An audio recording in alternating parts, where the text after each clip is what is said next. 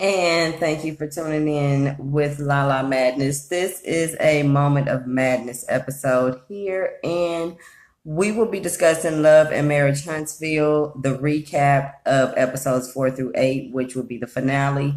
And you know where to find me at. Follow me on all social media platforms, Instagram, all my videos on YouTube. There's Twitter, Facebook, all of those wonderful things at Lala Madness. All right, so. Now, I'm going to be, like I mentioned, discussing the Love and Marriage Huntsville. So, I like to break it down by the characters or by the couples. So, there's three couples. You have Martell and Melody. You have Kimmy and Maurice. And then there's Marsau and Letitia. So, I'm going to go through, and once again, this will be all the episodes from 4 through 8. Okay. Well, I did a recap of episodes 1 through 3, which you guys can check out as well on my YouTube channel if you need to prior to this. So this will be everything from episode 4 and to the closing of the season. Okay, so Martell and Melody. So they want to make basically $20,000 because it starts back off once they had that hiccup with the comeback group initially.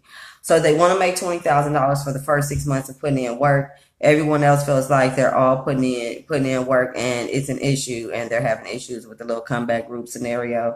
So now the guys go and hang out and Martell brings Melody to golfing, which they're like, why would he bring her to a all guys hangout day, which they did. However, they discuss how Martell called Marsau's wife a sweetheart. He didn't feel like he did anything wrong. That when they were in a meeting, he was like, sweetheart, this and that. And to Letitia, Martell called Letitia sweetheart, like, oh, some, sweetheart. And she was like, don't call me sweetheart. And everybody else felt like it was offensive, including Melody, that, in a business setting, it's unprofessional to call someone sweetheart. Like, I mean, in a personal setting where we're just joking and laughing and having conversation, fine. But they felt that was a bit much.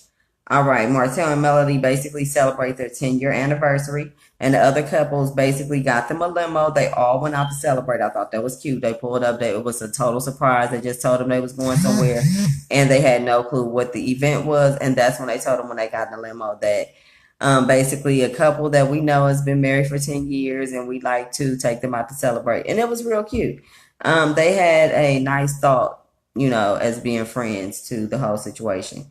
And Martell asked her at home, basically, if he proposed again, would she say yes? And she said in hindsight, she would say no, based on everything she knows that they've been through at this point and that she's experienced with him. She likes the good moments, but the bad have been bad, and she would definitely not want to be cheated on again, basically, is how she made that out to be. Anyway, she said she didn't expect this when they got married, and he said that she didn't expect anything because she was just 22. So what could she expect? Oh, boo. All right. He threw a little. He got that one. All right then, Marcel. I see you coming back. Okay. Now he said he cheated because she was not available. She wasn't cooking. She wasn't having sex. Okay, none of that. Boo. All right. So now not having those things is what he say open the door for him to cheat. And he said it was filling a void. She said maybe he needed two women. And he said in the Bible days, they had two women, so why not? Then he says, no, but he don't want multiple women. He was just joking. Then he laughed it off. She was like, no, nigga, you for real, blah, blah, blah. And they kind of just brushed it off or whatever.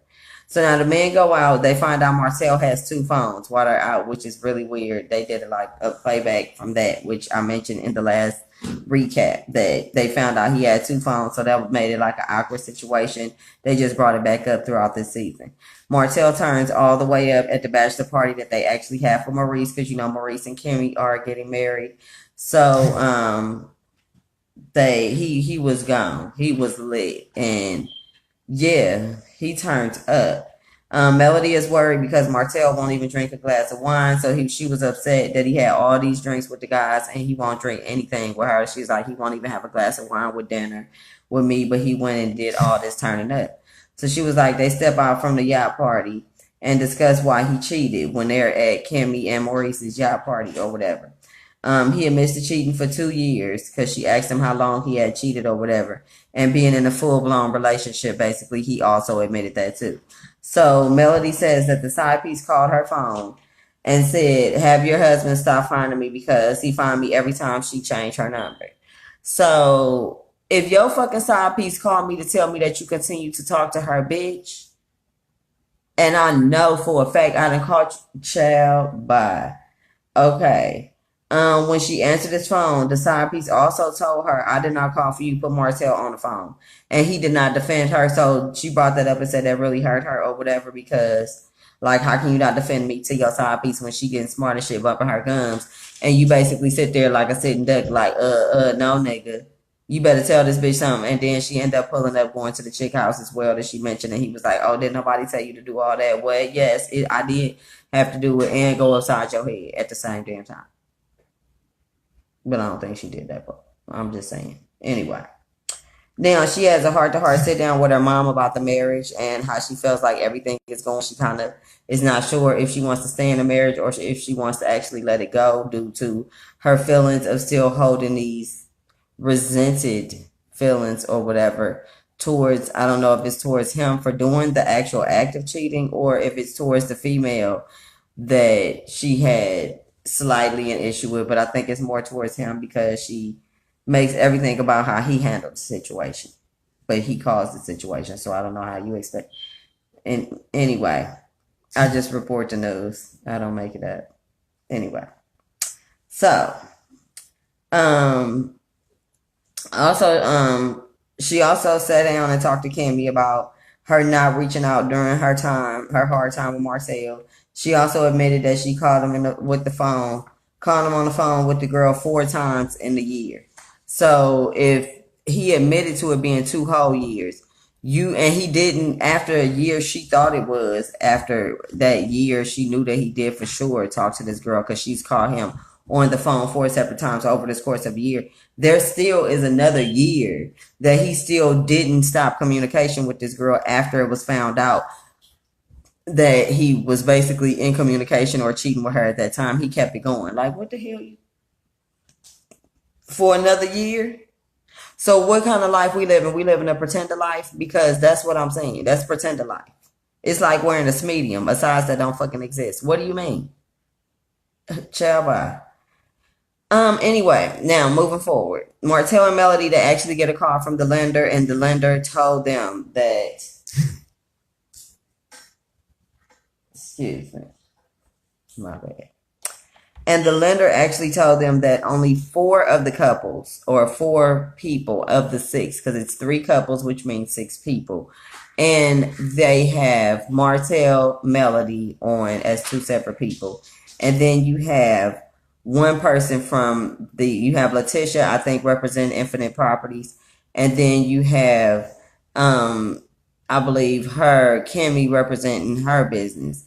But not so much as with everybody together. So they're missing 2 people. The lender was like, the numbers can't work with missing the 2 people. They need their income to be included as well.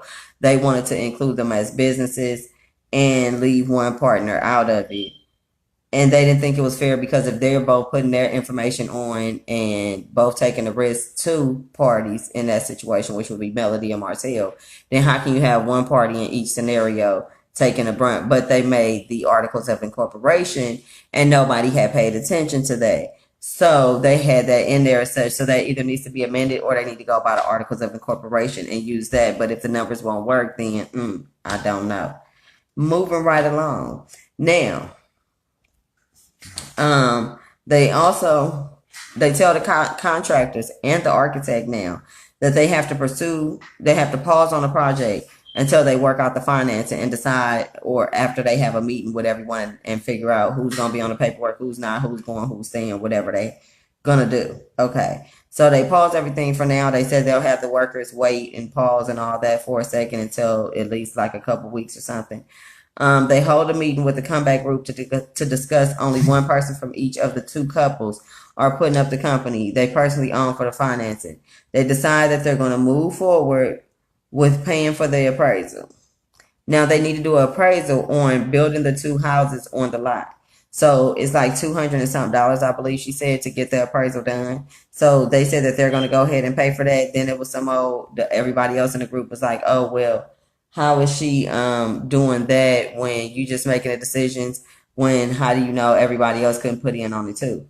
So everybody else felt like she was just making major decisions for everyone else, and she was like, "Well, y'all didn't even put y'all name on the paperwork." So I kind of got it from both ends, but go figure.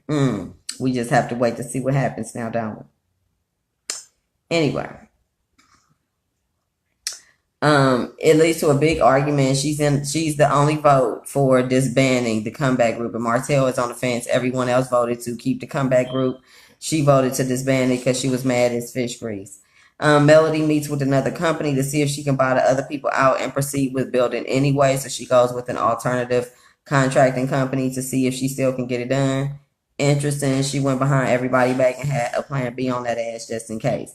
Now production asked Martell basically, what is his definition of love? Now it was a long drawn out answer. Okay, that almost sparked a tiff between him and Melody, who was sitting right next to him at the time, and they just basically zoomed out like it's like, you see me? And then it zooms out, and all of a sudden there's somebody else sitting next to me, and you be like, oh shit, I didn't know he was there the whole time while they was giving that cameo. Boop, surprise. Yes, she was. So they just made it appear that he was by himself, but she was there when they zoomed out, when he had this long drawn out ass answer about love, and he felt like she was throwing shade somewhere. People is so silly. Anyway, Martell ends up rupturing his Achilles tendon, and he basically has to have surgery. Throughout that, Melody was there for him, and he ended up, coming to and saying how he loved her and blah blah blah, and he want to make his family work, and he's so sorry, and they're gonna start over and all this.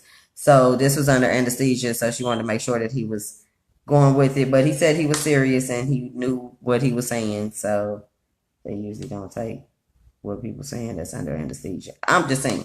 But hey, he may have meant it. I hope he did, because he need to get his shit together, because he playing. He got 2 phones, a side piece. Child. And you want somebody to nurse you back to health. Child, we done got your Achilles tendon kicked.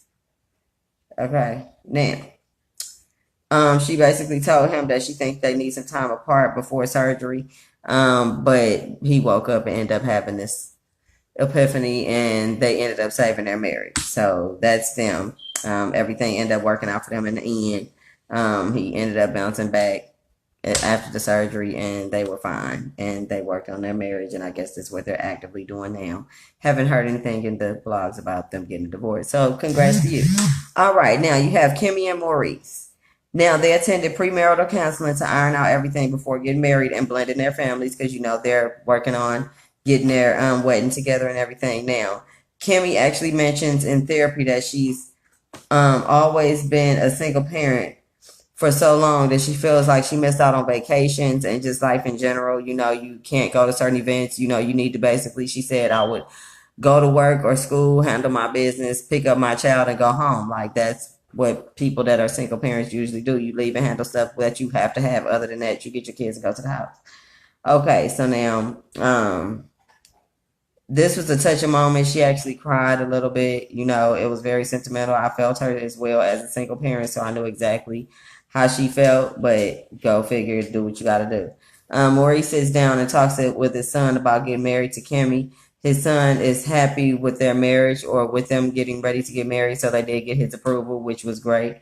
And their mothers met for the first time, being Kimmy and Maurice's mom. When they actually got to Miami, they had like a dinner where everyone was there, included all the couples, his side of the family, her side of the family, and all of their close friends were there. So it was, I believe they mentioned it was like 30 something people that ended up being there all together. And they had a fear that the wedding was going to be rained out. It rained all day and was clear just long enough to have their wedding outside as she wanted. And they had a great wedding and reception on the yacht in Miami.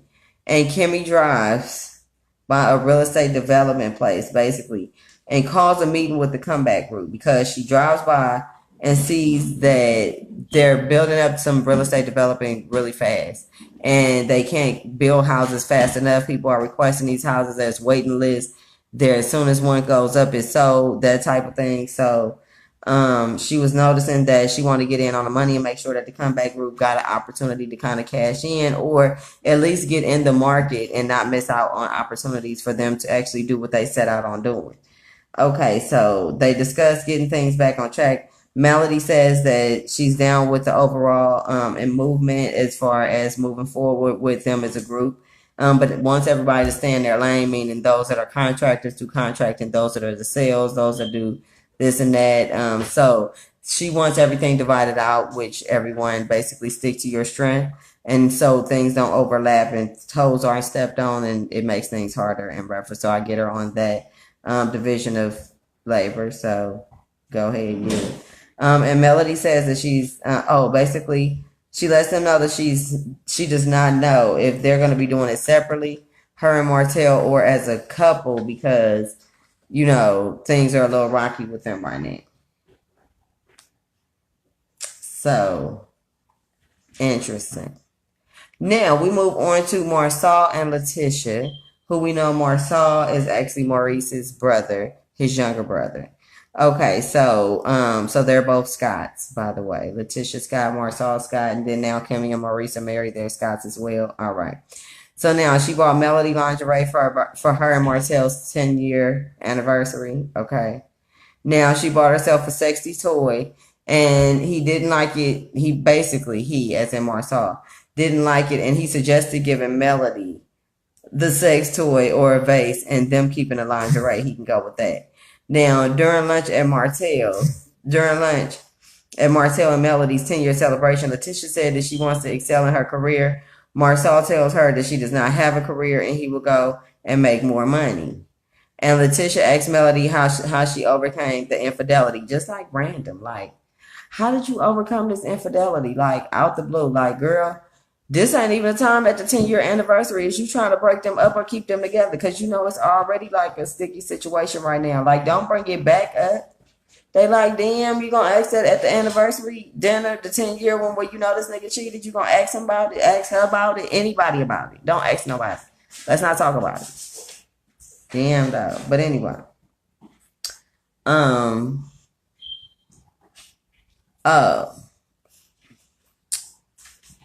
That basically wasn't the time. She also said that she felt like a single parent, and Kimmy did not like that, as Kimmy really is a single parent. And so she was like, you can't say that you're a single parent when you have a whole husband in the house that's taking care of the financial portion, even though he may not be taking the kids to soccer games or picking them up to and from school. He still is making an impact on your household, and he's there physically as well as he's there, in other aspects financially. So, Marsal and Letitia's mom have a heated debate at the dinner table about spending $1,200 on drinks, because Marsal claims he spent $1,200 on drinks and he did not have his ring on at the table. So the mother said, what happened? Did you lose the ring while you was buying drinks or throwing money on the strippers' asses because they went to a strip club? Oh, boo, she did. And did. Letitia actually accepts this is a key point. All the men act like they had amnesia about what happened at this party. Like, all of them was like, I don't remember. They was like, did you dance with him? I don't remember. Did you buy drinks? I don't remember. Everything was I don't remember. So they have no clue. Basically, Letitia accepts a job offer for the interview that she ended up going to at a broker's office. They did offer her the position. She did end up taking it. She did has a commercial real estate license. So she did accept it for commercial development at a broker's office. So the company offers her husband as well to put in the bid for a $6 million project, building a hotel. So she takes Marsal to dinner and gives him the news. Basically, he went for it. He was ecstatic. It was great. Like, he actually gave her props and was like, you did that, because he didn't expect her to really, he wanted her to be, it was cute to be the little at-home mom, but now you see she making moves. Now maybe, it's looking good, because, making that $6 million project, that's going to be a lot of ducats that he going to get, a little extra coinage. And she going to get money off the real estate commission, so they good. Marsal and Maurice basically meet at the house that they rehabbing for their mother. Marsal shares the news about the news of negotiating the deal, and they have a tearful moment saying, like, man, who would have thought, coming from the hood, that we would now be here. The other brother, Maurice, is about to be a lawyer. He's finishing school to be a lawyer, and Marcel is now, his contracting company is really picking up. So, congrats to both of them. But they did have a flashback moment, which we have to do sometime to stay humble, remember where we come from. And basically, he does end up winning the bid, and they're now a power couple.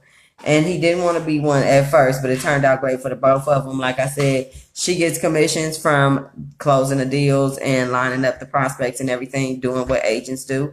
And he gets money from building the new developments or contracting whatever he needs to do, or whatever little projects they may have. So it's a win-win basically for both of them. I'm glad that now she was able to achieve her goal at the same time of being able to, make things happen for both of them as a family and prove herself that she can actually work as a team and generate revenue and also still maintain the home life with the kids. So everybody had some interesting storylines there. It was full of tea. I did enjoy that series. That's one of the ones I did like. They did keep it real on there, even though they all were millionaires and have lots of money and make their own little coinage. They still were relatively just as down to earth as you and I. And I can be just a different chick every day of the week, depending on the scenario. But they seem to be that fit too. So go ahead, Huntsville, Alabama, honey. Y'all do y'all thing. That was Love and Marriage Huntsville recap. I do have my other video of episodes 1 through 3 on YouTube. And this is episode 5 through 8 or 4 through 8. Yes. So glad you guys stopped by to catch the recap of Love and Marriage Huntsville, and tune in for other show recaps that I do. I do several other ones as well, and let me know if there's any particular shows that you're interested in me recapping or any movies. I love to do those as well. So until we meet again, this is Lala Madness. Follow me on YouTube, Twitter, Instagram, Facebook, and all social media platforms at Lala Madness. And check out, my other videos on YouTube. Ta-ta.